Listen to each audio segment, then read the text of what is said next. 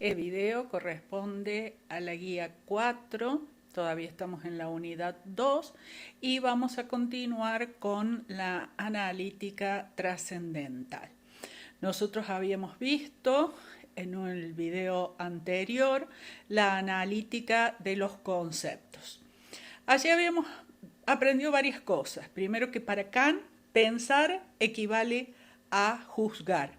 Por eso, de la clasificación de los juicios es que justamente va a obtener las categorías. Recordemos que las categorías son conceptos puros que nos permiten pensar. Y las categorías, a diferencia de las ideas, que también son conceptos puros, pueden aplicarse a los fenómenos. Cuando las categorías se aplican a los fenómenos es que resultan los objetos. Bien, entonces en la analítica de los conceptos lo que habíamos obtenido era el listado de cuáles eran todas esas categorías que nos permiten pensar y nos permiten obtener los objetos. Ahora vamos a pasar a la analítica de los principios. La analítica de los principios también tiene dos partes. La primera de esas partes va a retomar un tema que ya planteamos anteriormente cuando hablamos de la imaginación trascendental, que es el problema de la aplicación de las categorías a los fenómenos. Y para eso va a desarrollar la parte que va a llamar el esquematismo de los conceptos puros. La otra parte trata de los juicios sintéticos que determinan los objetos. Para eso va a desarrollar el sistema de principios del entendimiento. Entonces vamos a comenzar ahora con el esquematismo de los conceptos puros. Como habíamos dicho, esto tiene que ver con respecto a cuál es la relación o cómo se da la relación entre la sensibilidad y el entendimiento. Porque esto justamente es el problema que habíamos planteado cuando hablamos de la imaginación trascendental, es de qué forma es que se subsumen los fenómenos a las categorías, ¿sí? O sea, la subsunción de los fenómenos. ¿Cómo es que los fenómenos caen debajo de las categorías? ¿O cómo es que las categorías se pueden aplicar a los fenómenos? Entonces, él desarrolla aquí la teoría del esquematismo. Bien, ¿qué es un esquema? ¿Sí? Tenemos que comenzar para allí. El esquema es, primero de todo, un producto de la imaginación trascendental. Recordemos que él debe agregar una nueva facultad, la imaginación trascendental, justamente para poder resolver este puente entre la sensibilidad y el entendimiento. Bien. La facultad que hacía eso es la imaginación trascendental. Bueno, ¿y cómo lo hace? Bueno, produce un esquema. ¿Qué es un esquema? Bueno, aquí tenemos que diferenciar lo que es un esquema de lo que es una imagen. Cuando hablamos de la imaginación trascendental, nosotros habíamos visto que la imaginación trascendental es distinta de la imaginación, digamos, psicológica. La imaginación psicológica es reproductiva, es decir, que nosotros percibimos algo y después cuando ya no tenemos a aquello frente a nosotros, aquello que estamos percibiendo, podemos, digamos, recordarlo, por decirlo así. Y allí estamos reproduciendo aquello que habíamos percibido. Esa es la imaginación en un sentido psicológico y lo que se entendió tradicionalmente por imaginación. Ahora es la imaginación trascendental. La imaginación trascendental no es reproductiva, sino que es productiva. Bien, ¿qué produce esquema? Bien, ¿cuál es la diferencia entre el esquema y la imagen? La imagen es algo concreto, ¿sí? La imagen de un círculo, ¿sí? Esa es la imagen, ¿sí? Concreta, el que puedo dibujar yo en una pizarra. Ahora, el esquema es más bien un modo de construcción de esa imagen. Por ejemplo, ¿cómo vamos a construir una circunferencia? Por ejemplo, bueno, tenemos que ver el procedimiento, que es justamente lo que expresa la definición de la circunferencia, ¿sí? O de un círculo, ¿sí? Es el modo en cómo se construye ese círculo. Entonces, el modo de construcción de la imagen en todo caso es el resultado del esquema. Por lo que vamos a tener que el esquema es cómo se construye, el modo en que se construye y se llega a la imagen. La imagen ya es el resultado, es lo concreto. Entonces, el esquema solo puede existir en nuestro pensamiento. Bien, entonces Kant va a tratar de producir este esquema, va a tratar de entender este esquema para poder ver exactamente cómo es que se da este puente entre la sensibilidad y el entendimiento. Nosotros habíamos visto por qué era problemático la aplicación de las categorías a los fenómenos. Bueno, porque los fenómenos tienen datos de los sentidos, ¿sí? Y las categorías son conceptos puros, es decir, que no hay nada que provenga de la experiencia, no hay allí nada empírico. Ese era justamente el problema que Kant está intentando resolver. Bien, entonces, ahora, ¿cómo avanzamos? Vemos que, ¿cuál es la parte pura del fenómeno? Porque si bien el fenómeno está constituido por los datos de los sentidos y es una síntesis que hace la sensibilidad, tiene una parte pura. ¿Cuál es esa parte pura? Bien, la parte pura del fenómeno son las formas de espacio y de tiempo. Y habíamos dicho además que el tiempo es más radical que el espacio, porque el tiempo lo envuelve al espacio, ¿sí? Bien, entonces, la parte pura vamos a tomar al tiempo. Kant se va a centrar en el tiempo. Es la parte pura del fenómeno que es la que es más homogénea con las categorías, porque las categorías también son puras. Entonces, ¿en qué va a consistir el esquema? El esquema va a ser una especie de traducción, por decirlo así, de las categorías en términos de tiempo, ¿sí? Por ejemplo, vamos a verlo en un ejemplo concreto, la categoría de sustancia. Si nosotros queremos entender qué es una sustancia, porque necesitamos entenderlo para poderlo aplicar a los fenómenos, si queremos darle la posibilidad de que tenga contenido empírico la categoría de sustancia, la traducimos a tiempo, ¿sí? Y allí nos quedaría la sustancia como aquello que permanece en el tiempo, ¿sí? Entonces, ¿qué es una sustancia? Aquello que permanece en el tiempo. Y ya ahí podemos tener una comprensión de lo que es la sustancia para poder aplicarla a los fenómenos. Por ejemplo, la causalidad, ¿sí? Si nosotros queremos entender qué es la causalidad, ¿sí? Entonces, la causalidad la traducimos a tiempo. La causalidad es un orden sucesivo que persiste. O sea, se da A, luego se da B. Y cada vez que se da A, se da B. Ese orden sucesivo persistente, ¿sí? Orden sucesivo, eso es temporal, ¿sí? Quiere decir que estamos hablando de tiempo, o sea, primero uno, después otro, o sea, eso es tiempo. Entonces, eso es la causalidad. Y ahí entendemos lo que es la causalidad. Entonces, de esta forma, nosotros hacemos posible que las categorías puedan tener contenido empírico. Quiere decir que las categorías se pueden aplicar a los fenómenos, ¿sí? A través del esquema. Bien, la otra parte que se desarrolla en la analítica de los principios es el sistema de principios.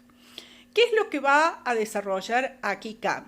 Primero, lo que vamos a tener es que, ¿qué son los principios? Los principios sintéticos a priori, ¿sí? ¿Y qué quiere decir eso? Que van a valer para todo objeto en general, es decir, que son juicios sintéticos a priori, quiere decir que son universales, que van a valer para todo objeto en general, pero que además encierran las bases de todos los demás juicios. Es decir, que estos juicios, que son estos principios, dan las bases para todos los otros juicios sintéticos a priori. Entonces, lo que tenemos es un sistema. Este sistema es una especie de un esbozo de una ontología trascendental, que justamente es una ontología que se basa en las categorías, ¿no? Recuerden que las categorías son las que hacen posible pensar, se derivan del listado de las categorías, Kant los deriva de los juicios. Entonces, ¿qué es una ontología? Justamente la ontología está constituida por objetos. Entonces, ¿cuáles son las condiciones generales de esos objetos? Eso están expresados en estos principios sintéticos a priori. Kant comienza señalando un principio que es el principio de no contradicción. Pero este principio de no contradicción, que lo que sostiene este principio es que a nada le conviene un predicado que lo contradiga. ¿Qué quiere decir eso? Que no podemos decir, por ejemplo, el libro es azul y no es azul, ¿sí? Porque decir que es azul y no es azul es una contradicción, ¿sí? Entonces, no hay nada que pueda tener ese predicado de ser algo y no serlo, ¿sí? Entonces, ese es el principio de no contradicción. Pero este principio de no contradicción es la base de los juicios analíticos, y por lo tanto es un principio lógico y vale para todo conocimiento en general, ¿sí? Pero a Kant no le preocupan los juicios analíticos. ¿Por qué? Porque la ciencia está constituida por juicios sintéticos a priori, ¿sí? Entonces, lo que él quiere es los principios, no de los juicios analíticos, sino de los juicios sintéticos a priori. Por lo tanto, es cierto, estos juicios sintéticos a priori no pueden violar el principio de no contradicción, porque esto es un principio lógico básico. Pero lo que a él en realidad le interesa es cuál es el principio que regula a los juicios sintéticos, ¿sí? Es decir, ¿de dónde viene la condición de verdad o falsedad de los juicios sintéticos?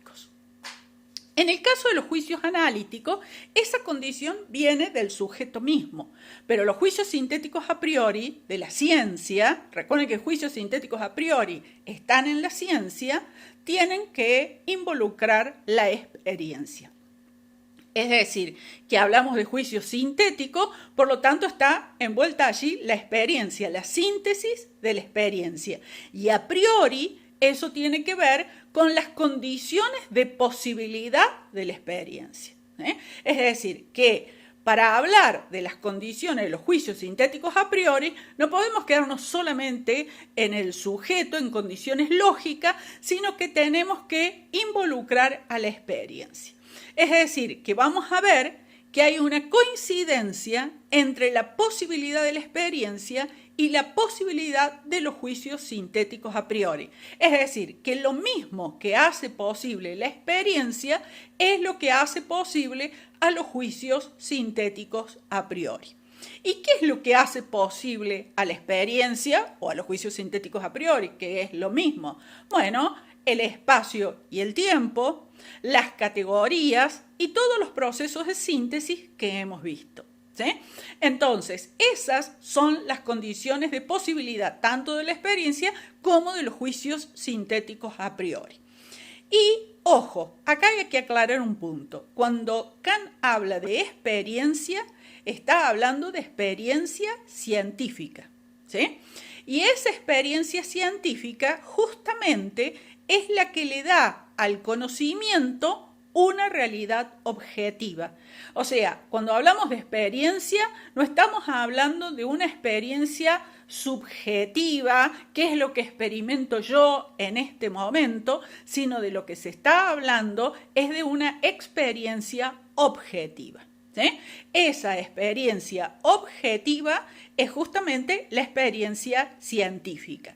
Y la posibilidad de esa experiencia científica es la posibilidad de los juicios sintéticos a priori. Entonces, ¿cuál es esa posibilidad? Radica en todas las partes puras que hemos estado viendo. El espacio y el tiempo, la forma de espacio y tiempo, que son la parte pura de la sensibilidad, y las categorías, que son la parte pura del entendimiento, y todos los procesos de síntesis que han ido las facultades llevando a cabo. Entonces, ¿cuál va a ser el principio supremo de los juicios sintéticos a priori?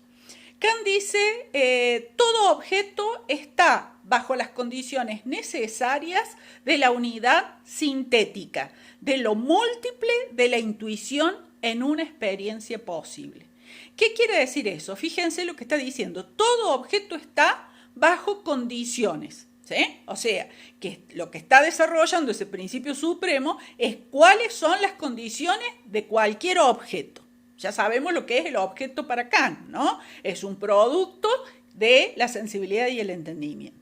¿Cuáles son esas condiciones? Son las condiciones necesarias de una unidad sintética. Es decir, que para que haya objeto tiene que haber una síntesis. Esa síntesis produce unidad. Recuerden lo que era síntesis, ¿no? Cuando algo múltiple lo reunimos en una unidad y se produce algo nuevo. Eso es una síntesis, ¿sí? Entonces, una síntesis de lo múltiple. Lo múltiple estaba dado en la intuición sensible. Entonces, la intuición sensible nos daba lo múltiple y después nosotros con las categorías lo que hacemos es producir una síntesis, una unidad.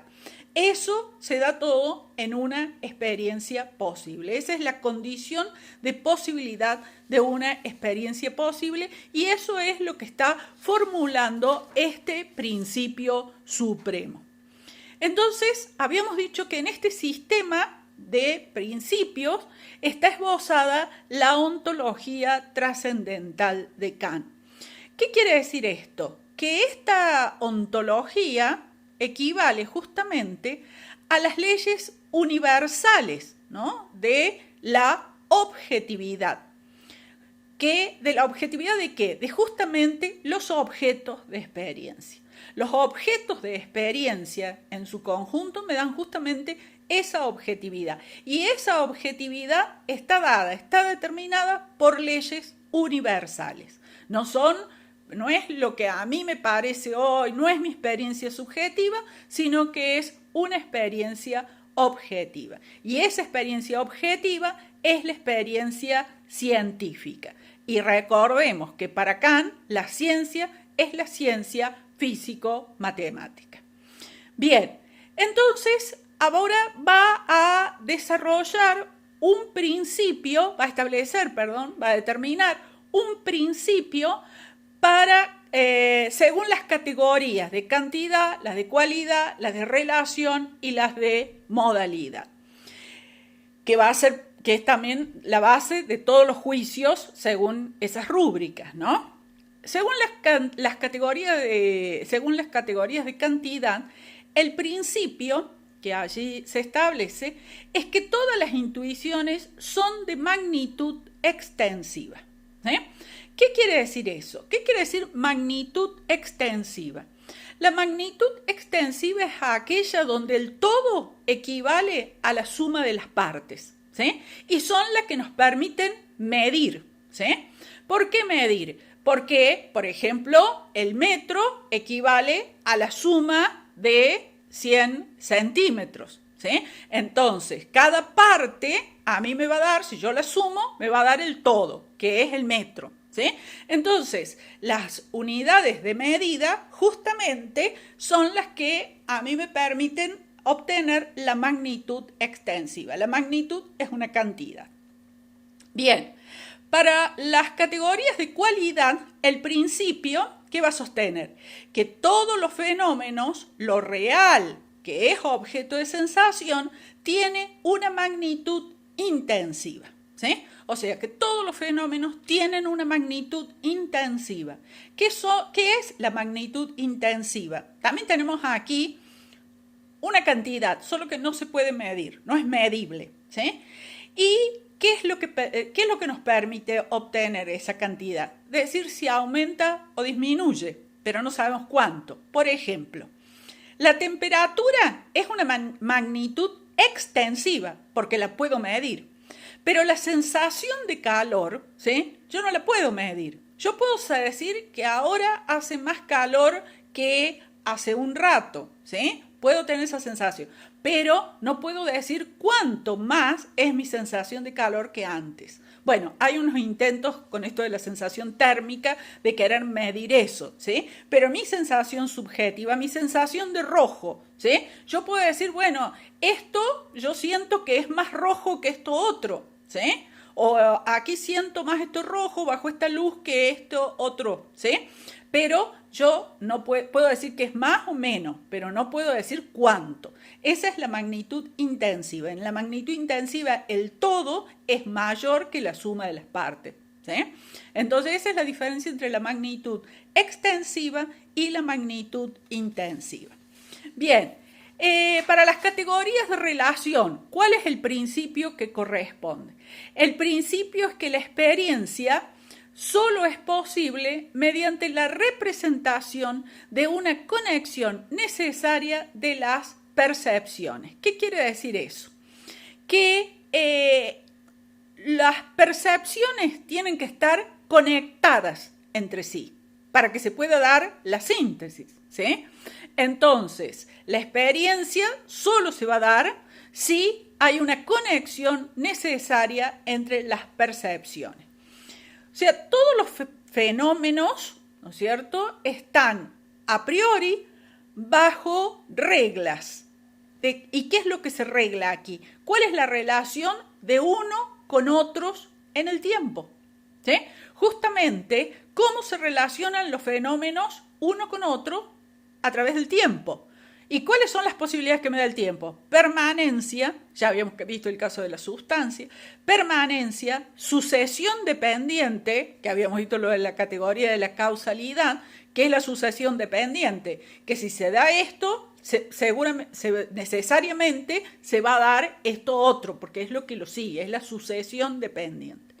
Y la simultaneidad, ¿sí? O sea, cuando las cosas se dan en forma simultánea. Y que allí va a derivar la acción recíproca, ¿sí? Entonces, los fenómenos están relacionados entre sí de modo a priori según justamente el tiempo. O sea, de modo permanente, o sea, hay permanencia, sucesión dependiente o simultaneidad. Y por último nos quedan las categorías de modalidad.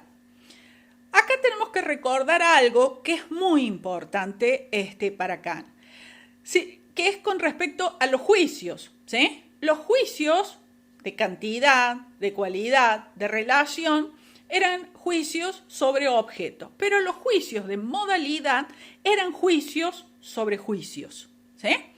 Entonces, las categorías de modalidad no son categorías que determinen objetos. Las categorías de cantidad, de cualidad y de relación son categorías que determinan objetos, ¿sí? Y por eso producen objetos. En cambio, las categorías de modalidad tienen que ver con el conocimiento, ¿sí? Entonces, lo que ellas van a hacer es justamente van a plantear la posibilidad o la necesidad, o sea, cuáles son las condiciones formales o las condiciones materiales o las condiciones generales del conocimiento, ¿sí? Y allí justamente tenemos la posibilidad, la existencia y la necesidad. Y acá yo quiero llamar la atención sobre una cosa. La existencia no es algo que se diga de un objeto. O sea, yo no puedo decir esta mesa existe, ¿sí? Porque la existencia no se da, no determina objeto, sino que justamente tiene que ver con el conocimiento. Y ahí lo que tiene que ver es con las condiciones materiales, ¿sí?, del conocimiento. Bien, este es todo el sistema, ¿sí?, de la analítica de los principios, los sistemas de los principios que justamente van a determinar cómo están regulados los objetos. ¿Cuáles son las condiciones generales de la experiencia? ¿Sí? Recuerden que la experiencia es la experiencia científica. Por eso las posibilidades de la experiencia científica coinciden con la posibilidad de los juicios sintéticos a priori. ¿Sí? Y esos juicios están regulados justamente por estos principios a priori que van a establecer esas condiciones. Entonces, todo este sistema es el que va a darnos en la analítica. ¿Por qué hablamos de ontología? Porque justamente nos está dando cuáles son los objetos posibles, ¿sí? Y cuáles son los objetos que se van a dar, cuáles son las condiciones de esos objetos. No solamente los objetos posibles, sino cuáles son las condiciones formales, materiales, necesarias que se dan, digamos, que se tienen que dar para que haya objetos. Entonces, aquí en la analítica, ¿sí? Kant nos ha explicado cómo funciona el entendimiento, cómo el entendimiento se relaciona con la sensibilidad a través de la imaginación trascendental y el esquema, ¿sí? Y con esto explica cómo es que se producen los objetos, ¿sí? ¿Qué objetos? Los objetos de la física matemática, ¿sí? Que son los objetos que se pueden conocer. Entonces, y con esto terminamos la analítica, ¿sí? Y nos va a faltar un video donde vamos a hacer un cierre de algunas consecuencias de esta analítica trascendental, pero con esto culminamos con la descripción de lo que Kant nos presenta en la analítica trascendental. Nos vemos en el próximo video. Buenas noches.